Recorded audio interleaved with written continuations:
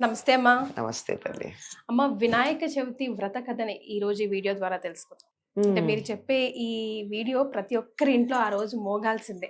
ఈ వినాయక చవితి వ్రత కథ కూడా అందరూ చెప్పుకున్నట్టే సూత మహాముని ద్వారా చెప్పబడినటువంటిది. ఈ కథ చాలా చిత్రంగా ఉంటుంది మనకి. వినాయక ఉత్పత్తి గురించి ఉంటుంది. వినాయక ఉత్పత్తి, గజాసుర సంహారం అందరికీ తెలిసిందే కదమ్మా. ఈ వినాయక ఉత్పత్తి అన్నది ఇది ద్వాపర యుగంలో జరిగిన ఇతివృత్తం. మనం ఈ వినాయకుడినే పూజిస్తాం గనక తప్పనిసరిగా ఈ కథ చెప్పుకునేటప్పుడు మనం పూజించే వినాయకుడికి ఏనుగు ముఖం మాత్రమే ఉండాలి. అర్థం చేసుకోండి. గజాసురుడు శివభక్తుడై, అంటే ఈ కథ మీరందరూ వింటారంటే ముందు చెప్పుకునే గణపతి ప్రార్థన అవన్నీ చెప్పుకున్నాక కథాభాగమే నేను చెప్తున్నాను. గజాసురుడు శివభక్తుడై శివుడు ప్రత్యక్షమైతే నువ్వు నా పొట్టలో ఉండిపోమని అడిగాడు. ఇది శివుడు భక్తులేది అడిగితే అది ఇస్తాడండి పాపం.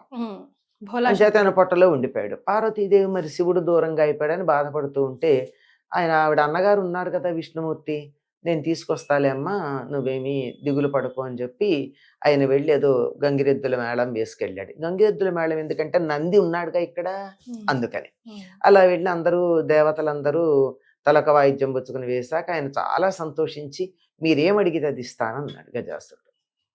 అహంకారం కదా గజం అంటే. ఆ మాట అంటే సరే ఇస్తావా అని గట్టిగా అడిగి, శివుడు కావాలి నాకు, మా చెల్లెలు బాధపడుతోంది. మాట అంటే మాటే, రాక్షసుడు కదా, సరేనంది. అంటే రాక్షసులకు కూడా మాట మీద నిలబడ్డం ఉందమ్మా. మాట మీద నిలబడిన వాళ్ళని రాక్షసులను కూడా అనకూడదు కదా మనం. అర్థమైందా? చాలా పెద్ద పాయింట్ అసలు ఇది. అదే కదా. సరే మరి ఎట్లా అంటే నందెళ్ళి ఆయన పొట్ట చీలిస్తే అందులోంచి శివుడు బయటకు వచ్చాక, అయితే లోపల ఉన్న శివుడిని నేను ఒక మాట అడిగాడు. నువ్వు వెళ్ళిపోతుంటే మాత్రం నేను నిన్ను నా పొట్టలో ఉండమని అడిగాను కదా, తీరా బయటకు వచ్చిన తర్వాత నాకు ఆ కోరిక తీరాలి అంటే నా చర్మం నువ్వు ధరించి నా తల సర్వలోక పూజ్యం అయ్యేట్టు చెయ్యి అన్నాడు. ఇప్పుడు చర్మం ధరించాడు అనుకోండి, చర్మం లోపల తను గజాసురుడుగా ఉన్నప్పుడు తన పొట్టలో శివుడు ఉన్నట్టే, చర్మం ధరిస్తే ఆయన లోపల తను ఉన్న శివుడు ఉన్నట్టే కదా, అలా తృప్తి పడతానన్నాడు. సరే అని ఈ బయలుదేరాడు. పాపం వీళ్ళంతా బయలుదేరుతూ ఉంటే వార్త పార్వతీదేవికి ముందర కబురు చేశారు. ఆవిడ భర్త వస్తున్నాడని గబగబా సంతోషంగా అభ్యంగన స్నానం చేస్తూ ఆ నలుగు పిండితో ఒక బొమ్మ చేసి పెట్టింది. అందుకే హరిద్ర గణపతి చాలా ప్రధానం. నలుగు పిండిలో పసుపు ఉంటుంది కదా, ఓ బొమ్మను చేసి గుమ్మల్లో కాపలా పెట్టి ఈవిడ అలంకరించుకొని కూర్చుంది. శివుడు వచ్చాడు, లోపలికి వెళ్ళనీయద్దు అంటే తల ఖండించాడు, లోపలికి వెళ్ళాడు. వెళ్ళిన తర్వాత వీళ్ళు మాట్లాడుతూ ఉండగా మధ్యలో గుమ్మంలో కుర్రాడేవాడు నన్ను ఆపాడేమిటి అన్నాడు. అయ్యో ఏమైందంటే వాడు తల ఖండించాను. అరెరే అని బాధపడ్డాడు శివుడు. పార్వతి బాధపడింది. బాధపడితే నువ్వు బాధపడకు, వాడిని పునరుజ్జీవితుణ్ణి చేస్తాను. తను తీసుకొచ్చినటువంటి ఏనుగు శిరస్సు దానికి పెట్టాడు. శరీరం పార్వతీదేవి తయారు చేసింది, శిరస్సు శివుడిచ్చింది. ఇప్పుడు బాగా తయారయ్యాడు కానీ ఏనుగు ముఖం ఏమిటి, తన కొడుకు ఎంత అందంగా ఉండాలి, అంత అందంగా ఉండాల్సిన వాడు ఇట్లా ఉన్నాడు, కొంచెం చివుక్కుమంటుంది కదా. ఇటువంటి భౌతికమైన అందచందాలకు అతీతంగా పెద్ద పదవి ఉంటే బాగుంటుంది. అందుకని ఆ సమయంలో దేవతలు తమ గణాలకు అధిపతిగా ఒకళ్ళు కావాలని అడిగితే ఎవరు అంటే కుమారస్వామి అనే పెద్దవాడిని నాకేమన్నాడు. వినాయకుడేమో నా దగ్గర తెలివితేటలున్నాయి నాకేమన్నాడు. సరే పోటీ పెడతాము, అన్ని సార్ధ 30 కోటి నదులలో ఎవరు ముందు స్నానం చేసి వస్తారో వాళ్ళకి త్రైలోక్యాధిపత్యం ఇస్తాను, ఈ గణాధిపత్యం ఇస్తాను. అంటే 3.5 కోట్లు తీర్థాలు. రివ్వున ఎగిరెళ్ళాడు కుమారస్వామి నెమ్మలి వాహనంతో. ఈయన ఎక్కడికి వెడతాడు, అందులో ఈయనకున్న వాహనం ఎలుక. ఎక్కడికి వెళ్ళగల అసలే పాపం ఉన్నాడు. అప్పుడు తండ్రిని అడుగుతాడు, నా అసమర్థత తెలుసు కూడా మీరు ఇట్లా మాట్లాడారు, ఇన్ని కోట్ల నదీ జలాలలో స్నానం చేసి వచ్చిన ఫలితం ఎట్లా రావాలి అంటే నారాయణ మంత్రం జపించమంటాడు అని ఉపదేశం చేస్తారు. గమనించండి, ఉపదేశం చేసినప్పుడు మంత్రానికి ఉండే శక్తి పుస్తకాల్లో చదివి మంత్రాలు చదివితే రాదమ్మా. అది గురు ఉపదేశం ఉండాలంట. ఉపదేశం దగ్గరుండి చెప్పాలి. ఫోన్లో చెప్తాను, ఆన్లైన్ చెప్తాను, అది ఉపదేశం కాదు. మరి సమీపంలో కూర్చుని నేర్చుకుంటే అది మంత్రోపదేశం. మిగిలిన స్తోత్రాలు అవి చదువుకోవచ్చు. ఉపదేశం మాత్రం దగ్గర ఉండాలి, గురువు పక్కన ఉండాలి. ఈయన చక్కగా నారాయణ మంత్రం ఉపదేశం చేశాడు. ఎక్కడికి వెళ్ళినా కుమారస్వామికి అన్నగారు స్నానం చేసి నదిలోంచి బయటకు వస్తున్నట్టు కనపడింది. వచ్చి అన్నగారి మహత్యం తెలియలేదు నాకు, సరే అన్నగారికే పట్టాభిషేకం చేయండి, గణాధిపత్యం అన్నాడు. ఈయన్ని గణపతిగా అభిషేకం చేశారు. అభిషేకం చేసినటువంటి రోజు ఇది భాద్రపద శుద్ధ చవితి. ఆయన జన్మించింది కూడా అదే. అయితే అన్నీ చేశాక అందరూ ఆయన్ని చాలా మెచ్చుకుని బహుమానాలు ఇస్తే ఆ బహుమానాలు ఏవి పనికిరానివి ఏం కాదు, చక్కగా పనికొచ్చేవి, అంటే తినేవి. తిన్నన్ని తిని చేతిలో పట్టుకుని వచ్చాడు. వచ్చి అమ్మా నాన్నకి నమస్కారం చేద్దామంటే నేలకి పొట్ట అనింది, తల అనితే కాళ్ళు, కాళ్ళు అంతే తల అనట్ల. ఆ పరిస్థితి చూడు, ఇప్పుడు నాకు చెప్తుంటేనే నవ్వు వచ్చింది. చంద్రుడు చూసి నవ్వాడు. దాంతో రాజదృష్టికి రాళ్ళగినా పగులుతాయని ఒక సామెత. రాజు అంటే చంద్రుడు అని కూడా అర్థం. ఈయన పొట్ట పగిలింది, ఆ ఉండ్రాళ్ళన్నీ దొర్లుకుంటూ పోయాయి. పార్వతీదేవి మళ్ళీ బాధపడింది. రెండోసారి పాపం కొడుకు, తను తయారు చేసిన కొడుకు కష్టం రావడం. దాంతో పార్వతీదేవి చంద్రుణ్ణి శపించింది. శివుడు మళ్ళీ దాన్ని జాగ్రత్తగా పాములతో కుట్టి అతడికి ఎటువంటి బాధ లేకుండా చేశాడు. పార్వతీదేవి చంద్రుడిని శపించింది, నీ దృష్టి పడ్డ వాళ్ళు ఇలా అయిపోయారు గనక నిన్నెవడు చూస్తే వాడికి నీలాపనిందలు వస్తాయని. సరిగ్గా ఈవిడ శపించిన సమయానికి కృష్ణుడి కింద పాలు తీస్తున్నాడు ఆవు దగ్గర. ఆవు పాలల్లో చంద్రుడి ప్రతిబింబం చూశాడు. నాకేదో తప్పదులే అనుకున్నాడు. అలా అనుకున్నప్పుడు ఈయన జరిగింది ఏమిటి, దీనికన్నా ముందు ఇంకొక సంఘటన కూడా ఉంది. ఏమిటంటే ఋషిపత్నులు అగ్ని చుట్టూ ప్రదక్షిణం చేస్తూ ఉన్నప్పుడు అగ్నిదేవుడు ఋషులు ఋషిపత్నులు ప్రదక్షిణం చేస్తూ ఉంటే అగ్నిదేవుడికి ఋషిపత్నుల సౌందర్యం చూసి వాళ్ళ మీద వ్యామోహం కలిగింది. అగ్నిదేవుడికి అదే కదా పైగా ఎవరి మీద, ఋషిపత్నుల మీద వ్యామోహం కలిగింది. చిక్కిపోతున్నాడు. భర్త సంగతి తెలుసుకున్న స్వాహాదేవి తాను అరుంధతి తప్ప మిగిలిన 6 వేషం తాను ధరించి భర్తకి తృప్తి కలిగించింది. ఇది చూసి ఋషులు తమ భార్యల్ని తప్పుపట్టారు. తప్పు కదా. అప్పుడు వాళ్ళందరూ ప్రార్థిస్తే ఇది సత్యం, ఇది కాదు. వాళ్ళందరూ వెళ్ళి ప్రార్థించారు. ప్రార్థిస్తే ఎవరిని ప్రార్థించారు? అయితే పార్వతీదేవిని.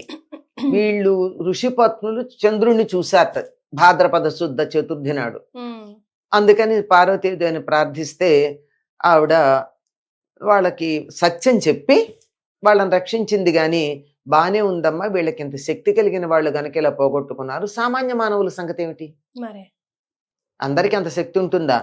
లేదు అంటే అప్పుడు పార్వతీదేవి అంది, ఆ నియమం ఒక భాద్రపద శుద్ధ చతుర్థికి పరిమితం చేసింది. అంతకుముందు చంద్రుడిని ఎప్పుడు చూసినా అని. అది చంద్రుడిని అసలు చూడకుండా ఉండడం ఎంత కష్టం. ఇది చెప్పినటువంటి సమయానికి భాద్రపద శుద్ధ చతుర్థి నాడు చంద్రుణ్ణి చూస్తే మీలాపనిందలు వస్తాయి అన్న మాట విన్న తర్వాత నారదుడు ఈ వార్త చెప్పడానికి కృష్ణుడి దగ్గరికి వచ్చాడు. వచ్చింది ఆ రోజే.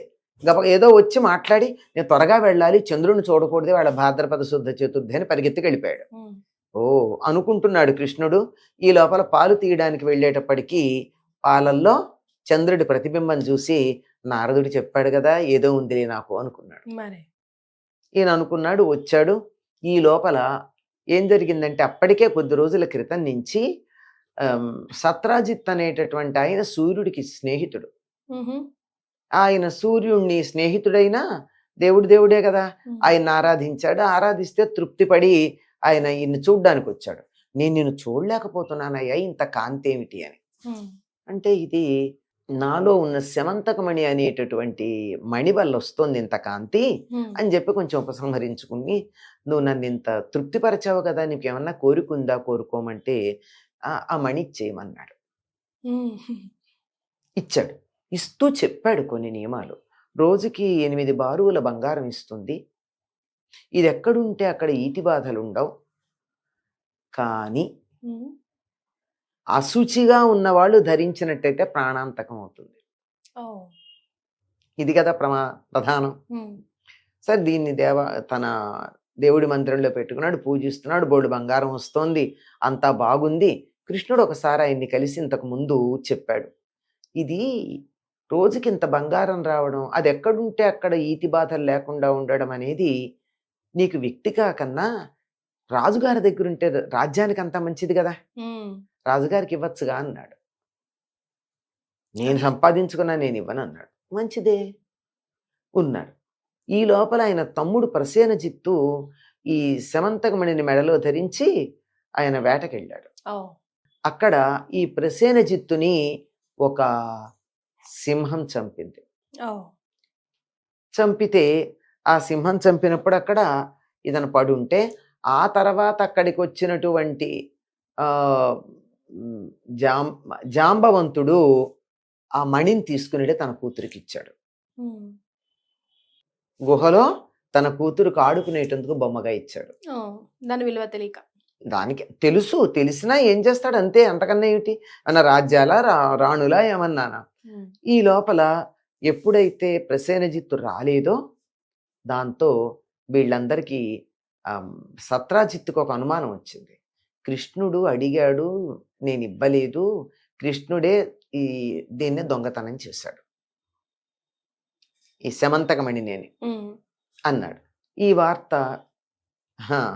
పాలల్లో చంద్రుని చూశాను కదా, ఫలితం ఇదే అని అనుకుని ఈయన తనకే అపవాదు వచ్చిందనుకుని అది పోగొట్టుకునే ప్రయత్నం కోసం ప్రసేనజిత్ ఎట్లా వెళ్ళాడో అట్లా జాడ పట్టి వెళ్ళాడు.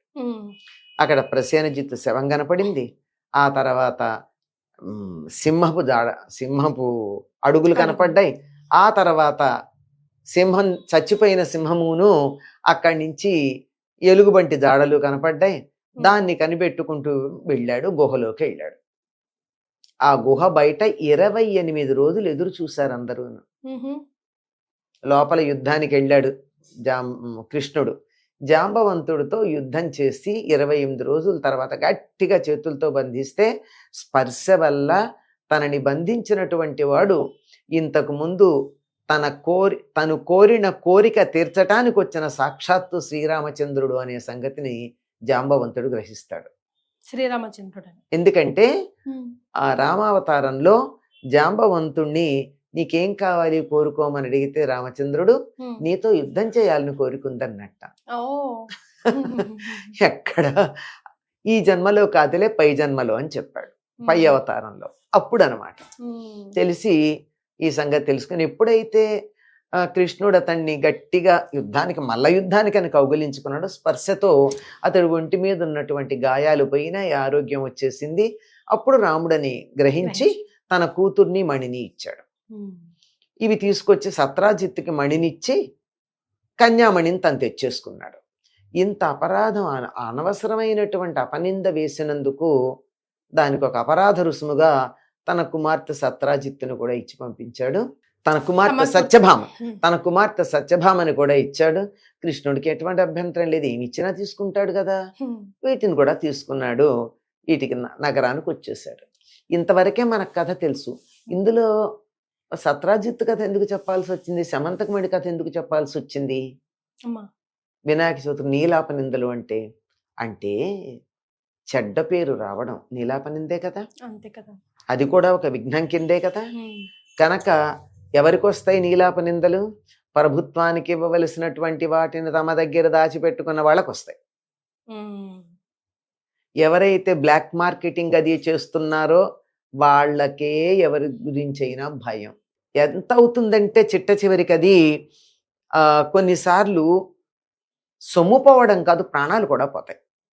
దానికి నిదర్శనం ఏమిటంటే సత్యభామని వివాహం చేసుకుని కృష్ణుడు వచ్చేసిన తర్వాత సత్యభామని కూడా తీసుకుని ఈ సమంతకమణి మీద సత్యభామ మీద కన్నున్నటువంటి అక్రూరుడు, శతధన్వుడు, వీళ్ళు ఇంకొక ఆయన ఉన్నాడు, ముగ్గురు కలిసి ఆ సత్రాజిత్తుని చంపి ఈ నగని, ఈ సమంతకమణిని ఎత్తుకుపోతారు. సత్రాజిత్తు కూడా చనిపోయాడు. సత్యభామ ఏడుస్తూ ఉంటే కృష్ణుడు వెళ్ళి ఎవరు తీసుకెళ్లారో కనుక్కుంటాన్ని వెంటపడ్డాడు. వెంటపడితే వీళ్ళెక్కడ దొరకరు. చివరి శతధనుడిని చంపడం జరిగింది, చంపేశాడు. తీరా చేస్తే శతధనుడి దగ్గర ఇది లేదు, మణి లేదు. దాంతో బలరాముడికి తమ్ముడి మీద అనుమానం వచ్చింది. తమ్ముడే మణి దాచేసి వాడి దగ్గర లేదని అబద్ధం చెప్పాడని. అన్నదమ్ముల మధ్య తగాదా వచ్చింది చూడండి అని, నేను రాను పోని వెళ్ళి అక్కడో హస్తినాపురం వెళ్ళి అక్కడ దుర్యోధనుడికి మల్ల యుద్ధం నేర్పుతూ కూర్చున్నాడు. గదాయుద్ధం నేర్పుతూ ఉన్నాడు. ఈ లోపల ఊళ్ళో ఎక్కడ వానలు పడ్డా. వానలు పడకపోవడానికి కారణం ఏమిటంటే అక్రూరుడు లేడు ఇక్కడ. అక్రూరుడు లేడంటే వానలు పడలేదు. ఎక్కడున్నాడో వెతుక్కొచ్చి అక్రూరుడిని పిలిపించారు. ఎందుకంటే అక్రూరుడు పట్టుకెళ్ళిపోయాడు ఈ మణిని. మళ్ళీ వెనక్కి పిలిపించాక వచ్చి ప్రాణభయం లేదన్నాక వచ్చి దాన్ని ఉగ్రసేన మహారాజుకి ఇచ్చి ఊరుకున్నారు. అంటే చూడండి, ఎక్కడైనా సరే ప్రభుత్వానికి గొప్ప గొప్ప నిధులు అవి వ్యక్తి దగ్గర ఉంటే లాభం లేదు. ప్రభుత్వం దగ్గర ఉన్నాయనుకోండి 10 మందికి ఉపయోగపడతాయి. అప్పుడు దానికి రక్షణ కూడా ఉంటుంది. వ్యక్తుల దగ్గర పెట్టుకుంటే రక్షణ ఉండదు, ఉపయోగం ఉండదు. ఈ సంగతి మనకి శమంతకోపాఖ్యానం చెప్తోందమ్మా. ఇవి గనక అర్థం చేసుకున్నట్టయితే ఎంత జాగ్రత్తగా ఉంటాం. కనుక ఇది తెలుసుకుని ఈ కథని ఈ దృష్టితో ఒక్కసారి ఆలోచించి దీని నుంచి మనం ఏదన్నా నేర్చుకుని ఎక్కడన్నా తవ్వకాల్లో నిధులు దొరికితే ప్రభుత్వానికి అప్పచెప్దాం. ఏదన్నా విలువైంది మనకు లభ్యమైతే 10 మందికి ఉపయోగపడేటట్టుగా చేద్దాం. అంతేగాని నాకే కావాలనుకుంటే ప్రాణాంతకం అవుతుందేమో కొంచెం ఆలోచించాల్సిన అవసరం ఉంది అని చెప్తూ స్వస్తి. నమస్తే అమ్మా.